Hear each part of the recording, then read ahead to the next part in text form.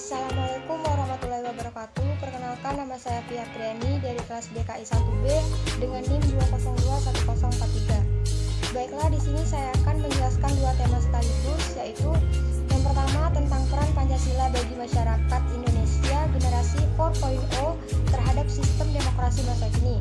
Dan yang kedua yaitu tentang kondisi partai politik dan pemilu masa kini dan masa yang akan datang. Untuk tema yang pertama sendiri, saya menganalisis dari jurnal yang berjudul Mempersiapkan Calon Guru Matematika dan IPA dalam Menghadapi Era Industri 4.0. Manusia tidak akan pernah luput dari yang namanya pendidikan. Pendidikan memberikan proses perubahan tingkah laku dari yang kurang baik menjadi baik. Oleh karena itu, pendidikan yang berkualitas merupakan kunci utama dari semuanya. Akar dari permasalahan ini adalah guru belum mempersiapkan diri dengan matang menghadapi perubahan zaman.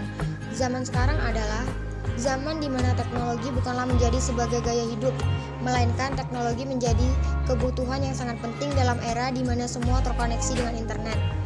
Era industri 4.0 memungkinkan semua orang dapat terhubung tanpa mengenal tempat dan waktu. Ini terjadi ketika dunia dilanda pandemi global COVID-19.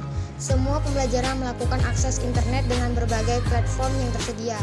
Perlu kesiapan karena ini memberikan peluang agar kita siap dalam menyiapkan SDM yang berkualitas tadi. Apalagi Indonesia sendiri akan masuk 100 tahun kemerdekaan yang disebut dengan generasi emas.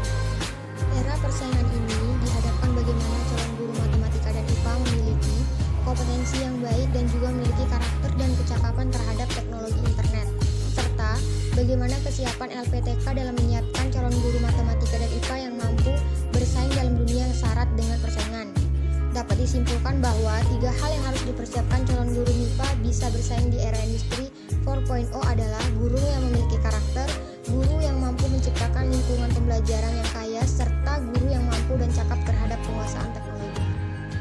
Dan untuk tema yang kedua, saya menganalisis dari jurnal yang berjudul Hambatan dan Tantangan Partai Politik Persiapan Menuju Pemilihan Umum 2024. Dinamika kepartaian di Indonesia sejak reformasi semakin berjalan dinamis. Dari segi kuantitas, jumlah partai politik sejak pemilu pertama tahun 1999 hingga pemilu terakhir tahun 2019 lalu memang menurun. Namun dari segi kualitas, partai politik mulai mampu merebut empati masyarakat serta menjalankan peran sebagai kanalisator demokrasi yang optimal. Partai politik memang sangat erat hubungannya dengan demokrasi. Bahkan salah satu syarat demokrasi adalah kehadiran partai politik sebagai salah satu instrumen kuncinya. Demokrasi dibangun dimanapun, kita harus tetap mengakui bahwa partai politik merupakan institusi kunci bagi pengembangan demokrasi. Intinya, partai politik masih tetap akan memerankan peran penting dalam proses sebuah negara dalam mengembangkan sistem demokrasi yang dianutnya untuk kesejahteraan rakyatnya. Pemilihan umum tidak akan berjalan baik dan maksimal tanpa adanya partai politik yang berkualitas, bukan hanya kuantitas. Partai politik seharusnya merupakan sarana untuk menyampaikan aspirasi-aspirasi masyarakat. Akan tetapi, partai politik saat ini kehilangan arah dan tujuannya, serta lebih memprioritaskan misi yang bersifat pragmatis seperti memasukkan kadernya di lembaga rakyat dan memuluskan kepentingan golongan tertentu. Harapan bahwa partai politik akan membawa perubahan bangsa ini menuju ke arah yang lebih baik ternyata mengalami banyak hambatan dan tantangan. Menyambut pemilu 2024 yang akan diadakan 4 tahun lagi, politik Indonesia harus berbenah. Selama berada di kebebasan iklim politik, jangan sampai di tahun 2024 nanti berubah menjadi iklim politik yang kebablasan.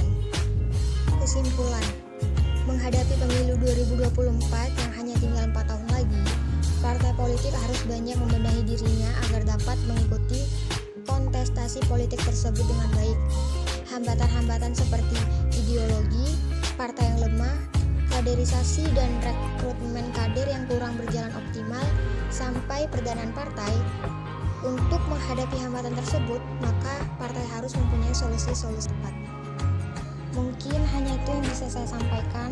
Lebih dan kurangnya saya mohon maaf. Pada Allah saya mohon ampun. Saya akhiri, wabillahi taufiq wal hidayah. Wassalamualaikum warahmatullahi wabarakatuh.